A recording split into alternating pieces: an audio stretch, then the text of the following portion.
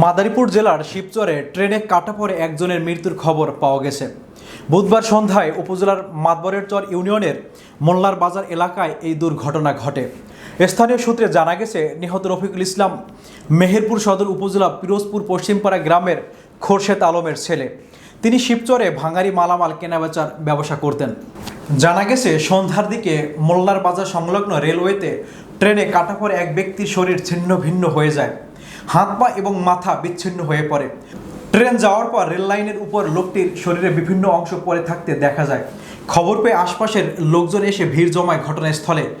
ঢাকা থেকে ভাঙাগামী ট্রেনে এ দুর্ঘটনা ঘটে বলে জানা গেছে। স্থানীয় সাদ্দাম হোসেন নামের এক ব্যক্তি বলেন, যে মারা গেছে তার নাম রফিকুল ইসলাম। আমরা এখানে 3 বছর ধরে থাকি, ভাঙারি ব্যবসা করি। রফিকুলের এক ছেলে এক মেয়ে। ও জুয়া খেলে অনেক টাকা হেরেছে। আমরা ধারণা করছি সে আত্মহত্যা করেছে। অনেকদিন ধরেই সে হতাশায় ভুগছিল। তিনি আরও বলেন, ট্রেনে কাটা পড়ে রফিকুলের 2 পা মাথা বিচ্ছিন্ন হয়ে গেছে। প্রস্তাবিত ভাঙা রেলওয়ে থানা পুলিশের দায়িত্বরত পরিদর্শক মোহাম্মদ খায়রুজ্জামান শিকদার বলেন, ট্রেনে কাটা পড়ে একজনের মৃত্যুর খবর আমরা পেয়েছি। আমাদের টিম ঘটনাস্থলে যাচ্ছে।